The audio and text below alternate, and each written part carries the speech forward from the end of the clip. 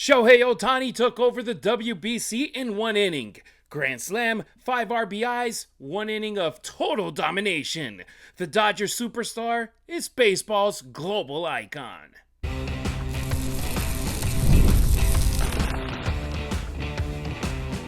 You are Locked On Dodgers, your daily Los Angeles Dodgers podcast. Part of the Locked On Podcast Network, your team every day. What's up, everybody? I'm Harry Ruiz. That's Travis Rodgers. And it's time for Locked On Dodgers, part of the Locked On Podcast Network, the #1 sports podcast network. On today's show, if you want to see the potential future of the Dodgers, the spring breakout game might be the best chance all year, and we'll be talking about it in a bit. One Dodgers non-roster invitee might be turning spring training into a roster lock. But first, the World Baseball Classic is underway, and somehow, some way, Shohei Ohtani is still doing things that makes baseball look unfair, Travis. Yeah, surprise, surprise, right? Shohei Ohtani did something that we're going to get excited about and talked about on today's episode of Locked On Dodgers. And it is brought to you by MLB The Show 26. Visit MLB.show/lockedon and use code LOCKEDON to unlock a pack for use in Diamond Dynasty. You can pre-order now. It's available on March 17th on PlayStation 5, Xbox, and Nintendo Switch, and it is rated E for everyone. Weekdays, Travis sets the tone on 710 ESPN LA from 3 to 6, holding it down on the Travis and DeMarco show. And no matter where you are, SoCal or not, on the move or at home, the ESPN LA makes sure that you're plugged in with Travis. For me, when I'm not on the call for USC football en Espanol, this is where I lock in, talking Dodgers baseball, breaking it all down. If this is your first time here, you're right where you're supposed to be. And if you're an everydayer, you already know this show doesn't move without you. If you're watching on YouTube, please give us a huge favor. Tap like, drop your takes in the comments, and subscribe so you don't miss a day. If you're listening on Apple Podcasts, Spotify, or wherever you get your shows, a 5-star rating goes a long way in helping other Dodgers fans find us. And don't forget, the Locked On Dodgers listener line is always open. Call 2793-LOCKED. That's 2793-562533. Anytime, any Dodgers topic, leave your voicemail, or also you can text it. All right. Ohtani opens the WBC with a statement. The World Baseball Classic just started, and Shohei Ohtani wasted absolutely no time reminding the world who the best player on the planet is. Japan opened its title defense against Chinese Taipei. If you're in the West Coast, that game started today, Friday at 2 in the morning, and the baggy eyes indicate that I did catch most of that game. And Travis, Japan wins 13-0, which we expected. But the cool part is Shohei led off the game with a double, which, by the way, they played at home. They played at the Tokyo Dome in Japan, and they were the visiting team. I guess that they just wanted Ohtani to have that first at-bat. They didn't score in the first inning, but in the second inning, they let it loose. And, oh, boy, bases loaded, no score. Ohtani sees 4 pitches, and then, boom, grand slam. It's like the baseball gods always figure out how to put the script in Ohtani's favor to be like, okay, do something big here. Yeah, I'm sure. Here's the thing that I've been thinking about. I've been thinking about this all morning since he hit that grand slam. There are really only 2 other players, athletes, that I have seen in my life. And Harry, I'm a little bit older than you, and I don't know if you ever got to see either of these 2 guys at their absolute best. But there are 2 other players, and Ohtani is the third, that every single time there's an opportunity to do the thing, to make a splash, to do the thing that, to your point, here's the setup. All you have to do is knock them down. Is Michael Jordan. Every time Michael Jordan had an opportunity to do the thing, Michael Jordan did the thing. And Tiger Woods. Every time Tiger Woods was pinned behind a tree, behind by so many shots, had to hit it over the water, had to do whatever it is, Tiger Woods, and the announcer would be, oh, he's absolutely dead right here. There's no way he can get it up and down from here. Tiger Woods would do the thing. Every time he needed to make a putt, Tiger Woods. The only time was a surprise is when it didn't happen. Ohtani has entered that group. Ohtani is, every time you think, oh, he's not going to do that, he does that. Every time there's an opportunity to be the first to do this or that, He's the first guy to do it. Hit one out of Dodger Stadium. Hit 3 home runs in a playoff game. Do it while striking out 10 guys and not giving up any runs. Be the first two-way player in 100 years. Hit a home run in his first spring training at bat with the Dodgers. Every single time there's an opportunity. Go to Japan last year in front of your home country and hit a home run in that game. Every blanking time that Shohei Ohtani has an opportunity to put on a show, to do something special, he delivers. And that is just so extraordinary. It's so much fun to watch that it comes along once or twice in a lifetime, and we get to see it right now. That second inning lasted over 22 minutes, and it was like he came back up at bat and he got an RBI single. So that was 5 runs batted in by Shohei Ohtani. Not by the second inning, but in the second inning of play. By the second inning, all he needed was a triple to hit the cycle. He still had an at-bat later in the 4th inning, which was an out. But, man, it's like baseball's biggest stage. He is showing the world that I hope that we can have a bigger discussion later in the WBC being like, yo, you see what Aaron Judge did in the WBC and let's compare to Shohei Ohtani. But I see it as something that's going to be very difficult to emulate whatever Shohei does, because this is peak Shohei Ohtani, confident, healthy, and clearly enjoying the biggest stage in international baseball. And the great part is we're only going to see him bat out there in Japan, and when he comes back stateside with Team Japan for the quarterfinals, semifinals, and the final, more than likely for Team Samurai, we as Dodgers fans, we're going to be the ones that see him pitch as well. So that's great that we're going to get to see the full version of Ohtani. But even just, and I'm doing air quotes for those of you listening to us, just the DH Ohtani is a spectacle. That's great. And oh, by the way, Travis, there was another Dodger that's a pretty good player that also was out there for Team Japan, Yoshinobu Yamamoto. He started the game 2 2/3 innings, no hits, 2 strikeouts. He did have 3 walks, left the bases loaded, but Team Samurai didn't allow their first hit until like the 6th inning. And there was a close call with the home run potentially being the first hit of the game for Chinese Taipei. And even the fans in Japan, they were respecting that. They were excited about it. I enjoyed listening to the drums, listening to the music, listening to the fans being excited about it. And that's the flavor of the game that we get to see and enjoy when this tournament rolls around every 3 years. Yeah, no, the energy in the building is fantastic. I mean, it's just terrific. The enthusiasm that Japanese baseball fans have for their team, for that sport, it's as good as it gets, right? They love baseball as much as anybody does. And it's really fun to get to watch that. I'm interested in what you said about Judge, because I think it just speaks to Ohtani. And the difference is, look, and this is no shade at Aaron Judge. Aaron Judge is deadlock cinch Hall of Famer. He's one of the great players of his generation. But when Aaron Judge has had moments to deliver in front of the world, in front of Yankee fans, he has not. He has struggled in some of these bigger moments.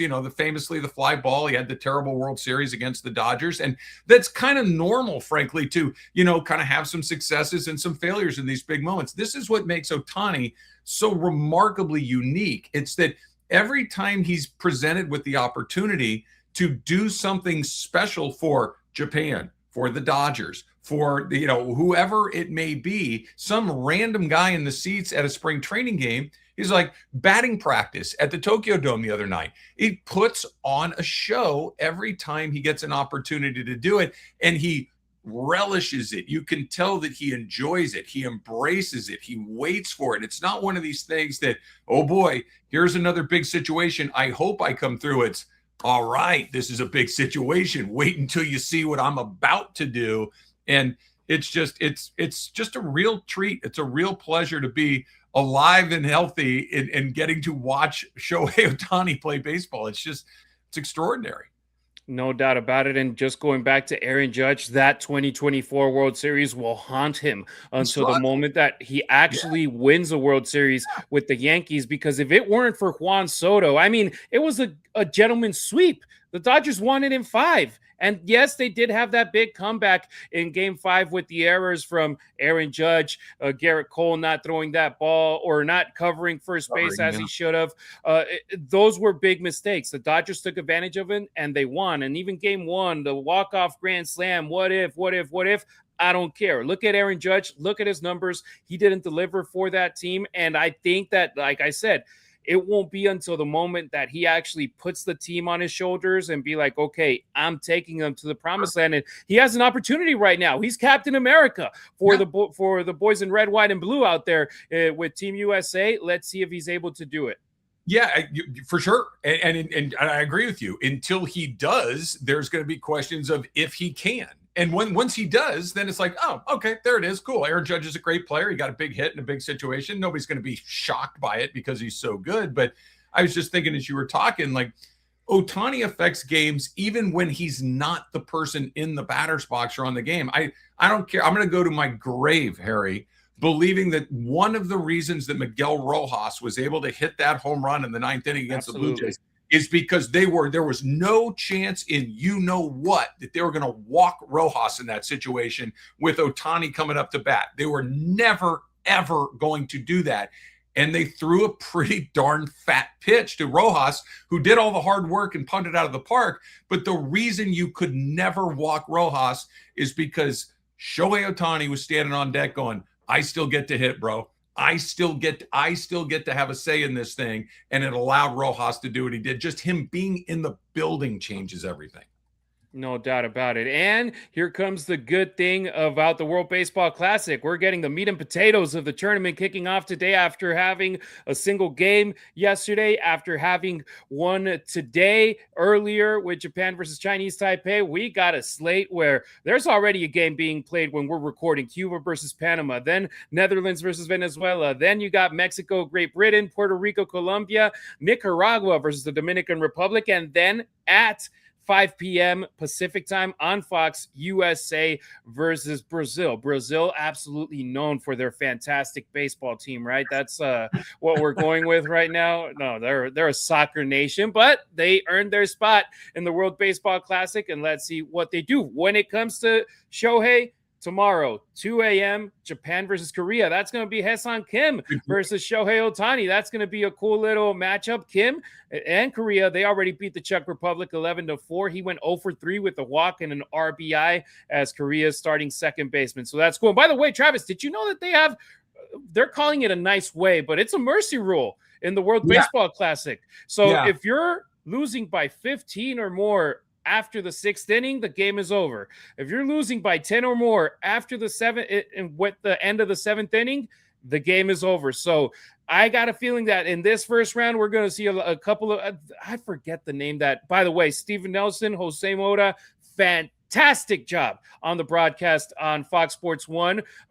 There was a different way that they call it. It's pretty much the mercy rule. They don't want anybody to be completely embarrassed out there. They've done a good job. Like when this tournament first started, the mercy rule was used a lot. The field was kind of tilted pretty dramatically towards the baseball playing countries and the less baseball playing countries. We're getting fewer and fewer of those as more and more of these teams get more and more competitive. But look, I love the WBC. I know you like it too, but it is a little bit of a ramp up for the regular season too. And the last thing you need is guys out there pitching in a game that's 14-2 in the 8th inning. It's just not worth it. So I like that rule is there. No doubt about it. All right, next on Locked On Dodgers, while Ohtani is making global headlines, something really interesting is happening quietly in Dodgers camp. A player who wasn't even guaranteed a roster spot might be playing his way into the opening day roster, and after what we saw this week, it's getting harder and harder to ignore. When work is piling up and that one open role is still empty, you don't have time to wait around. That's where Indeed Sponsored Jobs comes in. Sponsored Jobs puts your listing in front of people who actually fit the right skills, experience, and location. So that way you're not just crossing your fingers, the right candidate stumbles across your post. In fact, while I've been talking, 27 hires were made on Indeed worldwide, according to Indeed data. Locked On Dodgers listeners get a $75 sponsored job credit to give your post the boost that it deserves. Go to Indeed.com/podcast to get started and support the show. Need to hire? This is a job for Indeed sponsored jobs. Visit Indeed.com/podcast. Once again, Indeed.com/podcast to get that $75 sponsored job credit. Terms apply.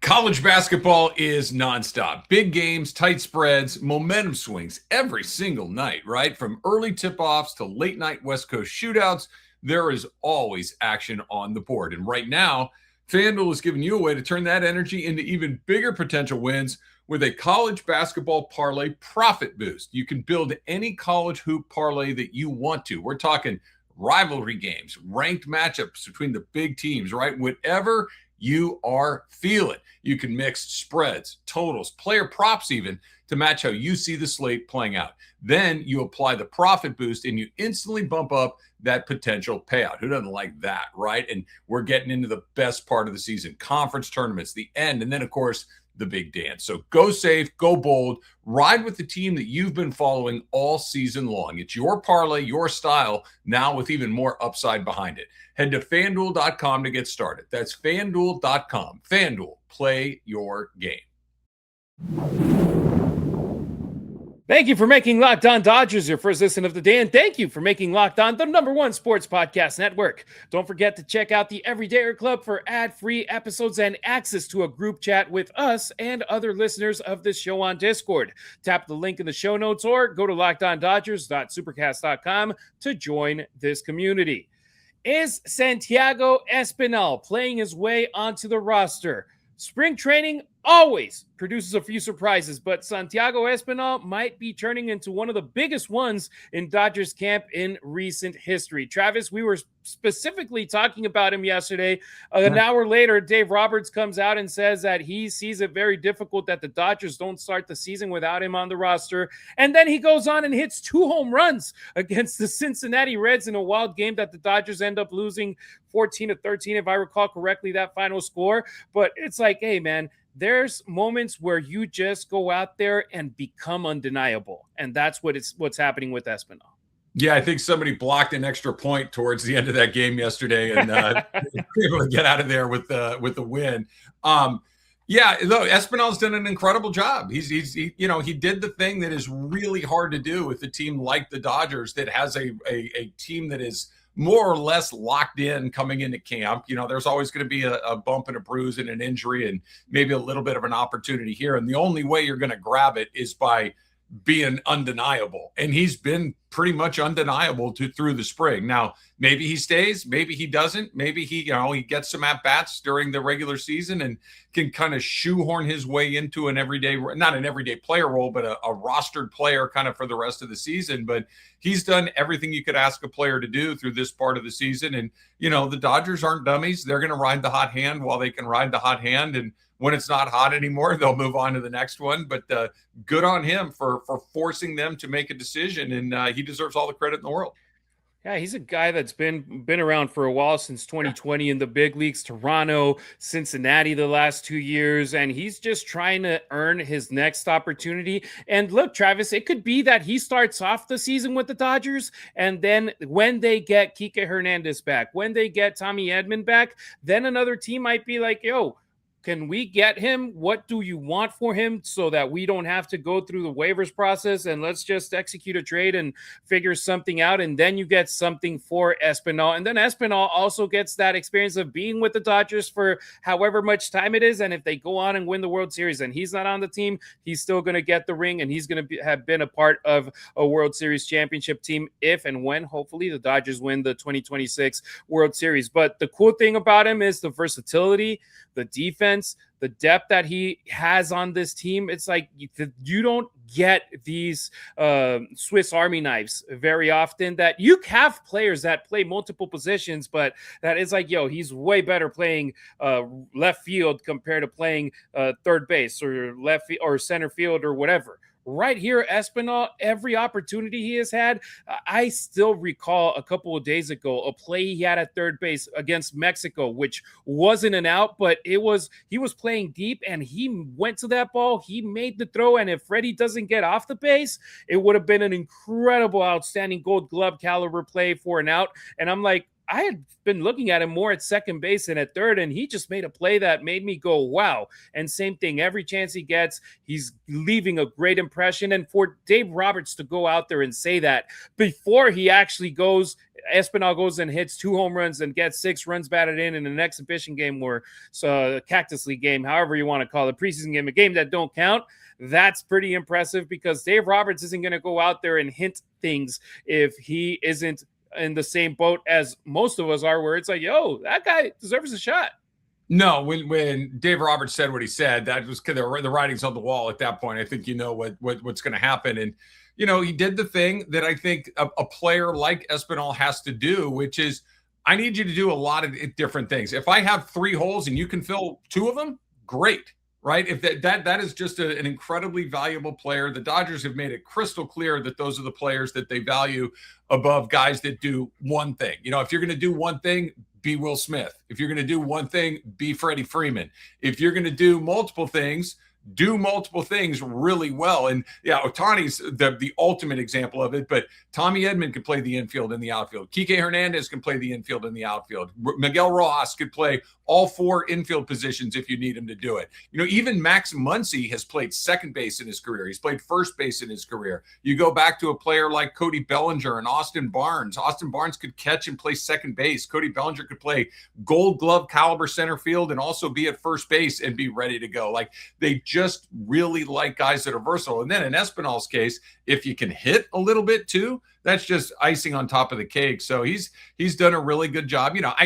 If you said to me, hey, Trav, I need you to make a bet, is Espinal on the team by June 1st? Probably not, but who cares? He gets to be on the team for a period of time. He gets to earn more at-bats, earn more innings, and good for him.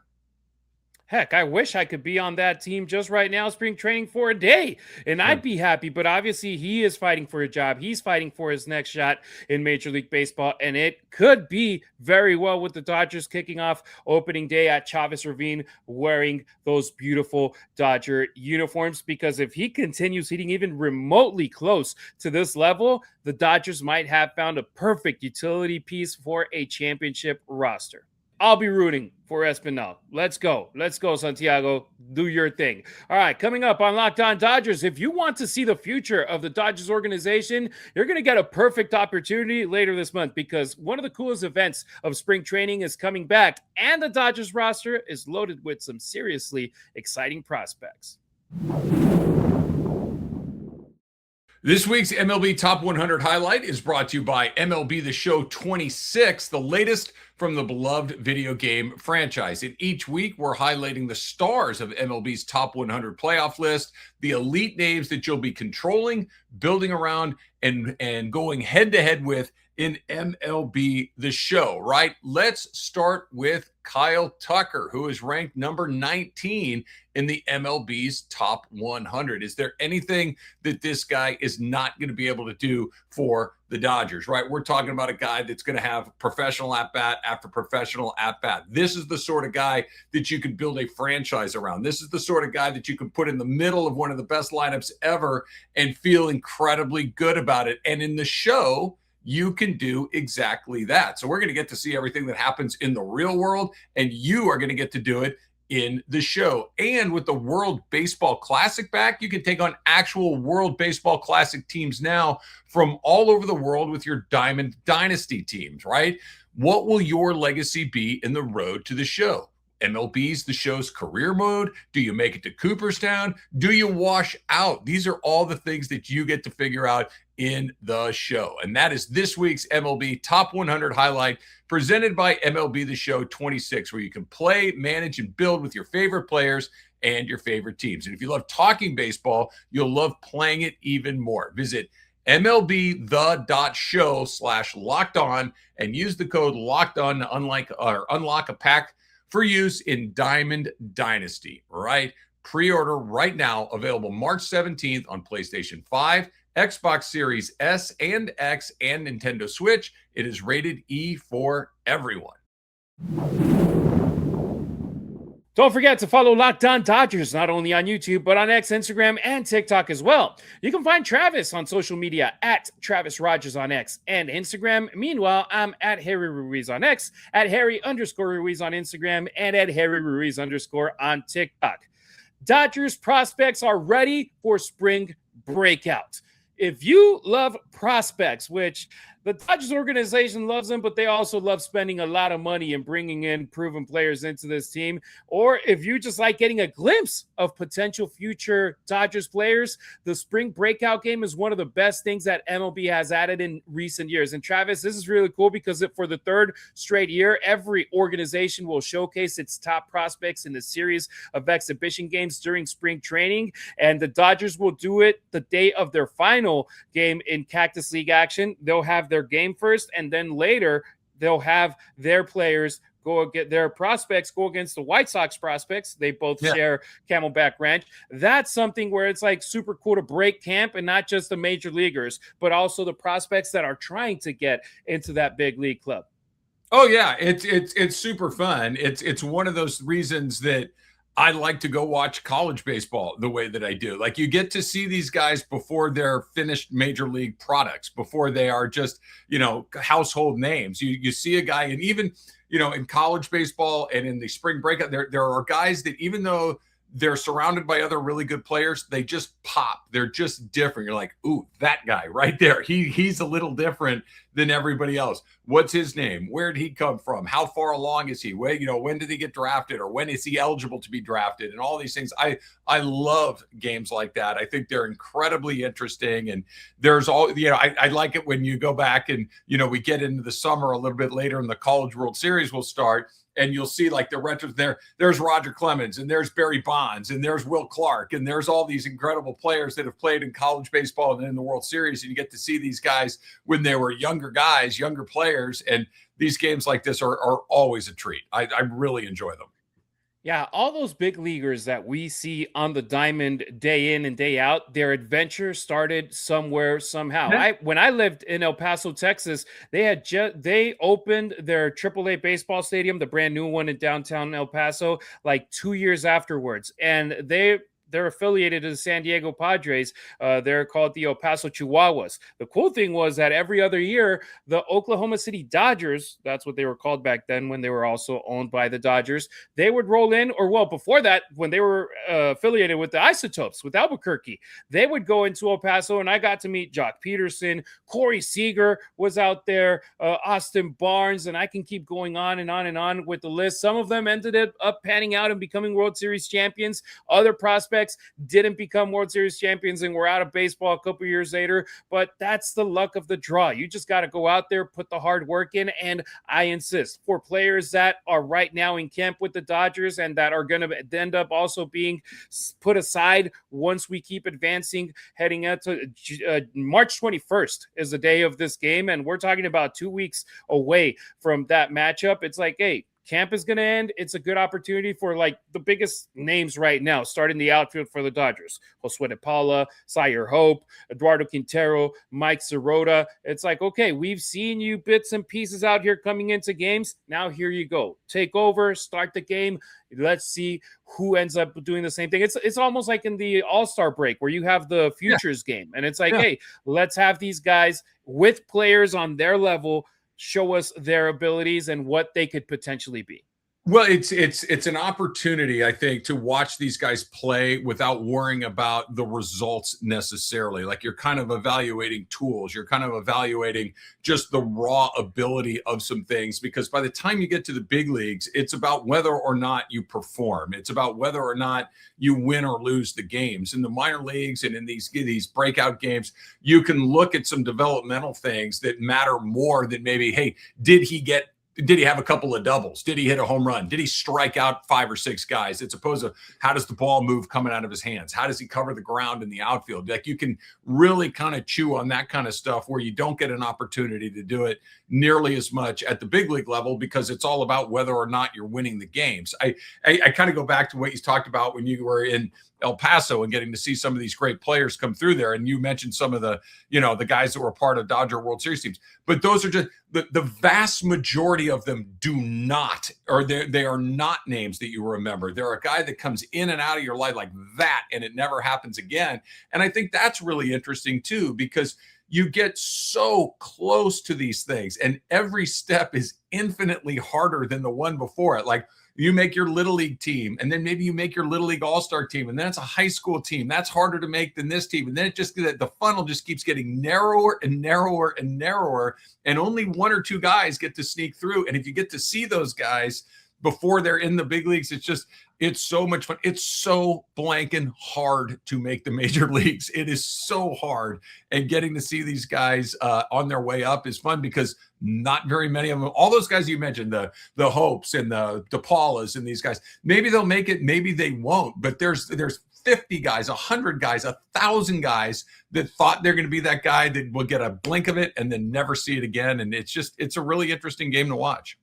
So that day, the Dodgers first will play the Athletics at 12:05, and then at 3:30, they will be taking on the White Sox at Camelback Ranch. A good doubleheader if you're in Arizona and you want to go out and support the current Boys in Blue and the future, potentially, Boys in Blue as well. All right, that'll do it for today's pod. Thank you for making Locked On Dodgers your first listen of the day, and thank you for making Locked On the #1 sports podcast network. We'll be back on Monday to kick off another week. It's going to be crazy, Travis, because right now there hasn't been one single World Baseball Classic game played stateside. But by Monday, we're already going to be halfway through the pool play and having the opportunity to see every single team involved in pool play. Are you going to be watching some games? Are you going to pick and match, or is it going to be a highlight kind of situation until we go into the quarterfinals? All the above. I'm going to watch as much of it as I can. I will certainly try to see all of the Ohtani games. I will certainly try to see as many Team USA games as I can. The Team USA tonight is actually going to start while I'm still doing my radio show, so I'll have it on in the studio. I'll get to watch a little bit of that. So I can't wait. You know me, Harry. Once the games matter, once the final score is important, I'm all in on this. So it should be a lot of fun. No doubt about it. All right. First, a question for you at home. Let me know, if you're listening to this show, how many games are you going to watch? And if you're going to wake up at 2 a.m. like me to watch some Shohei Ohtani in action all the way from Japan. All right. If you never miss an episode, the Everydayer Club is built for you. Get Locked On Dodgers ad free, plus members only Discord access and more. Head to LockedOnDodgers.supercast.com to join the club. For those of you on video, we send you to the first ever 24/7 National Locked On Podcast Network YouTube channel. On audio, make sure you make your second listen Locked On Fantasy Baseball as you gear up for the MLB season. The clock is ticking. It's March 6th. We're 20 days away from opening day. I can't wait. Travis, both him and I, we appreciate you riding with us. Until next time, keep it real. Keep it Dodger Blue.